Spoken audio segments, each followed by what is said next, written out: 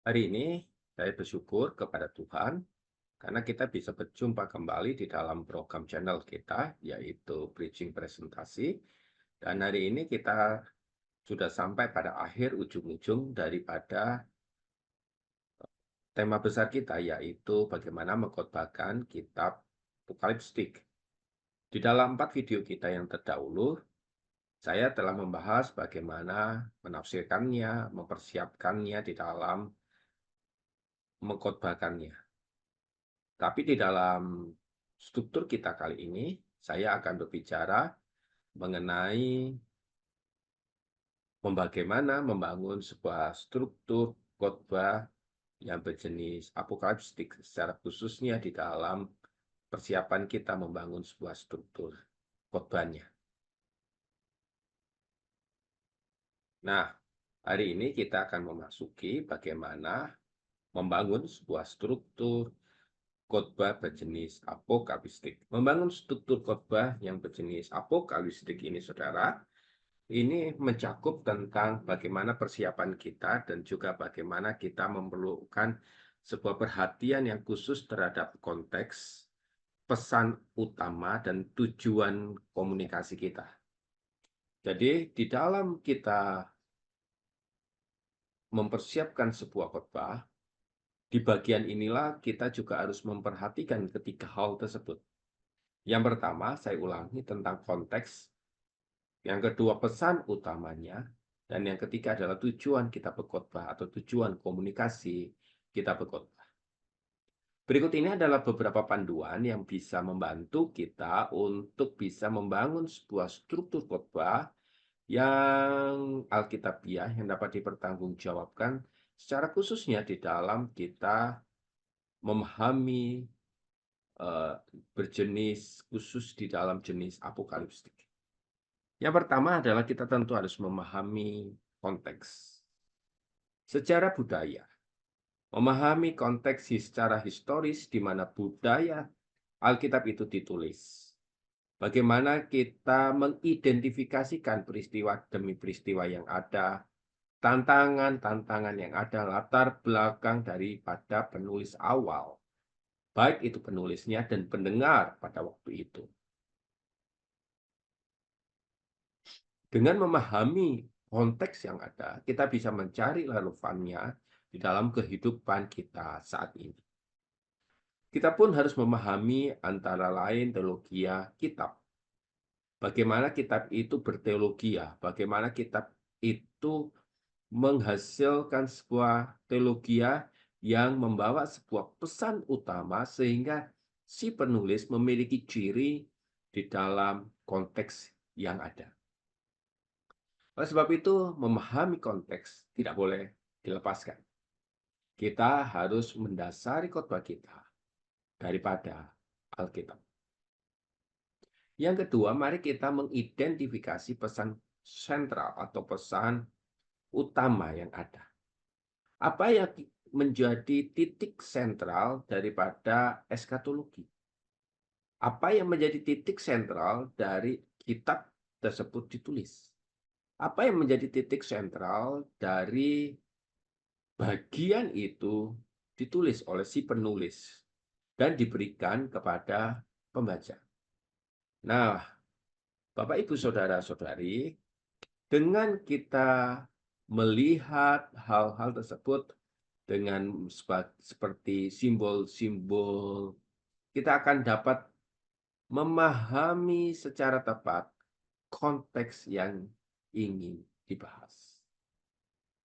Nah, dengan demikian, maka kita bisa menarik sebuah kesimpulan bahwa kita mampu menafsirkan simbol-simbol yang ada itu berdasarkan kepada konteks yang ada.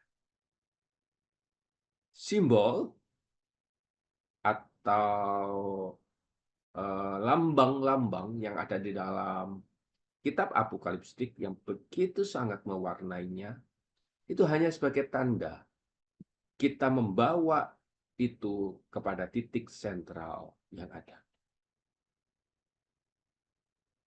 Yang ketiga, barulah kita mulai menafsirkan simbol dan belajar tentang metaforanya, gaya bahasanya.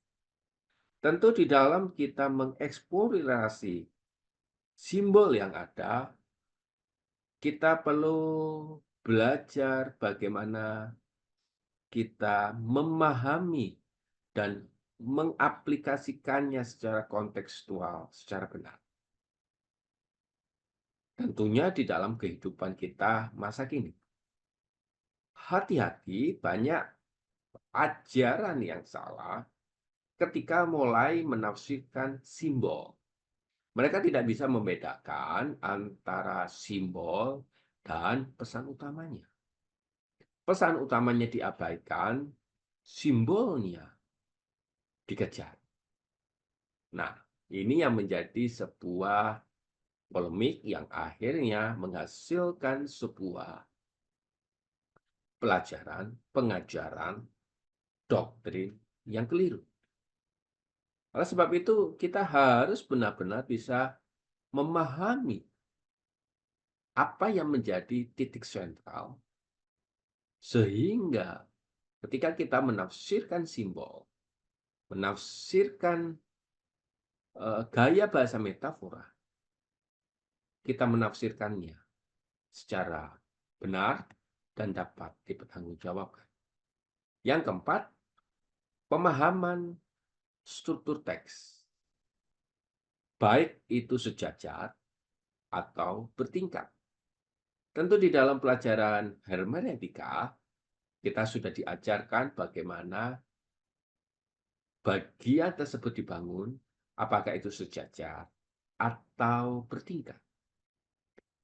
Susunan, bagaimana kita mulai melihat susunan penglihatan atau semacam ramalan, ini akan menciptakan sebuah struktur di dalam khotbah kita juga. Apakah khotbah strukturnya akan sejajar, mengikuti alur, ataukah berbalik? Di dalam video kita yang lampau, saya sudah menjelaskan bahwa di dalam genre apokaliptik ini terdapat struktur nubuatan, syair, ataupun narasi. Kalau narasi di dalam bagian itu, mari kita menerjemahkan struktur itu berdasarkan narasi yang ada. Dan kalau teman-teman, para hamba-hamba Tuhan yang ingin pernah belajar tentang bagaimana mengkhotbahkan narasi di dalam video kita, silakan Anda simak dan Anda mempelajarinya, dan itu bisa Anda terapkan di dalam khotbah berjenis apokaliptik ini. Pemahaman sebuah struktur. Mari kita juga konsisten terhadap ajaran Kristiani, ajaran yang ada di dalam Alkitab. Korelasikan dengan doktrin-doktrin yang lain. Sehingga kita akan menghasilkan sebuah ajaran Alkitab yang secara keseluruhan dapat membangun, yang dapat menjelaskan sesuatu itu secara benar dan dapat dipertanggungjawabkan. Seperti bagaimana kita menafsirkan simbol, struktur, dan hasilnya itulah yang akan menghasilkan sebuah pesan yang dapat dipertanggungjawabkan. Jangan lupa nomor 1 sampai nomor yang keempat, 5 itu, kita harus menghasilkan sebuah aplikasi yang bersifat praktis. Aplikasi ini di dalam kehidupan kita, aplikasi ini bisa kita terapkan di dalam pelayanan, di dalam kehidupan berjemaat, dan mencoba mengkaitkan pesan-pesan apokaliptik yang di dalam pesan sentral itu di dalam kehidupan kita sehari-hari.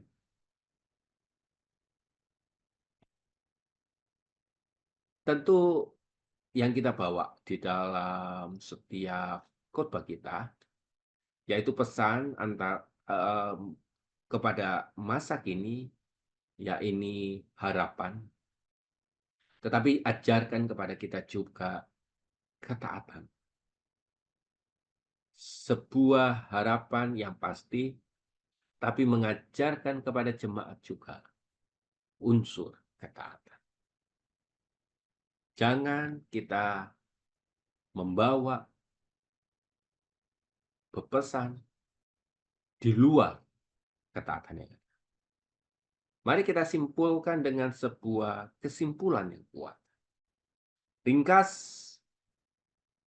padat, ulangi pokok-pokok pemikiran kita, tafsiran kita di dalam sebuah bahan refleksi yang membawa kepada seluruh jemaat, domba-domba yang ada, kepada sebuah ketaatan.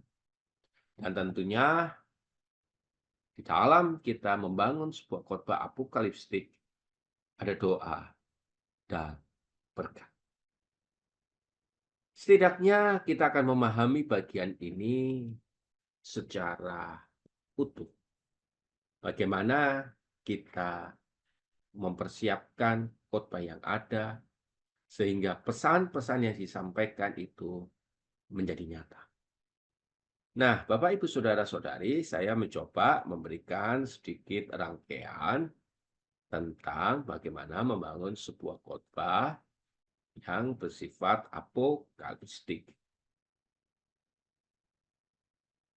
Saya ingin membacakan sebanyak 2 lembar saja bagian ini sebagai contoh, di mana kita bisa melihat bagian-bagian tersebut di dalam kitab. Dan contoh ini secara menyeluruh diambil di dalam kitab Yehezkiel.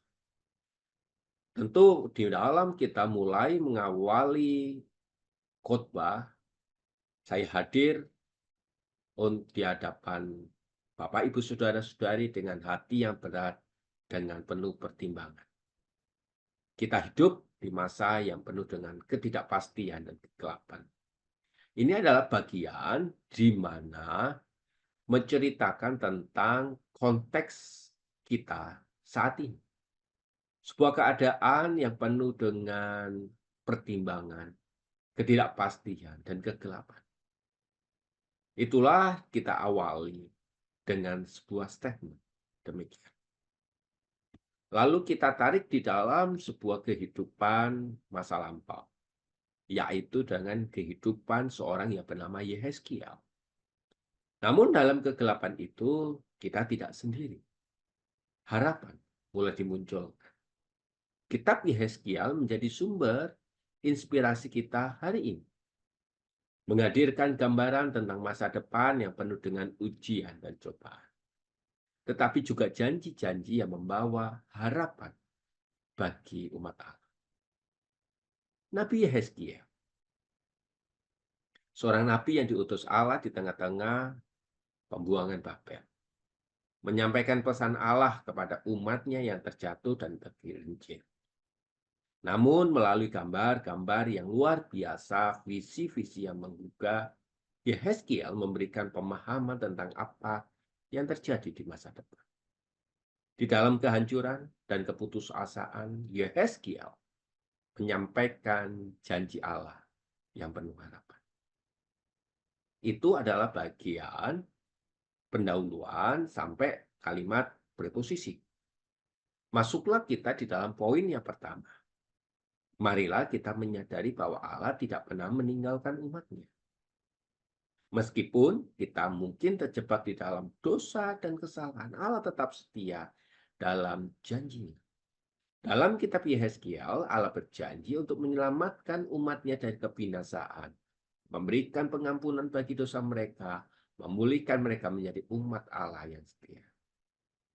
Nah, masuklah di dalam sebuah aplikasi masa kini. Namun, janji Allah tidak datang tanpa syarat. Allah menuntut pertobatan, kesetiaan dari umatnya. Dia mengajak kita untuk membuang segala bentuk penyembahan berhala dan untuk kembali kepadanya dengan segenap hati. Dalam pertobatan kita menemukan kekuatan untuk berdiri teguh di tengah badai apapun yang kita hadapi. Kita hidup di zaman yang penuh dengan tanda-tanda apokalips, bencana alam, perang, kekacauan sosial yang mengancam dan menghancurkan. ada ajakan saudara. Marilah kita terperangkap dalam ketakutan dan keputusasaan. Sebaliknya, marilah kita membangun harapan di atas janji-janji yang pasti. Bagian penutup nih, sebagai umat Allah, kita dipanggil untuk menjadi saksi atas kebenarannya. Di tengah-tengah dunia yang gelap ini, marilah kita menjadi terang yang bersinar di tengah-tengah kegelapan, membawa pesan pengharapan dan keselamatan kepada mereka yang terhilang dan keputusasaan. Sebuah ajakan untuk kita melakukan penginjilan kepada orang lain. Ajakan untuk kita taat mengikuti amanat Tuhan. Penutupnya, saudara-saudara yang terkasih, meskipun kita mungkin berjalan melalui bayangan maut, lembah kekelaman, marilah kita tidak takut, karena Allah beserta kita. Di tengah-tengah kekacauan dan kehancuran, marilah kita tetap teguh pada janji-janji Allah yang memberikan harapan bagi kita. Marilah kita bertekad untuk hidup dengan iman dan kesetiaan yang teguh, menantikan kedatangan kerajaan Allah yang akan membawa kedamaian, keadilan kepada seluruh bumi. Ini adalah sebuah contoh di mana harus ada masa lalu, harapan, dan juga Kristusentris yang ada di dalam. Demikian contoh dan juga bagaimana kita membangun sebuah struktur khotbah dari kitab Apokalipsis. Di dalam struktur khotbah-khotbah kita yang lain, kita sudah banyak belajar bagaimana kita mulai mempersiapkannya. Oleh sebab itu, dengan kita mengetahui titik-titik utama di dalam setiap genre yang ada, kita akan tahu betul bagaimana kita berkhotbah dan menyampaikannya dengan mudah. Sehingga orang-orang yang kita layani dengan jelas, dengan tepat, bisa membawa kepada Injil, kepada Kristus. Kiranya kita semakin dipertajam di dalam khotbah-khotbah kita, secara khususnya di dalam khotbah Apokalipsis. Tuhan Yesus memberkati kita. Amin.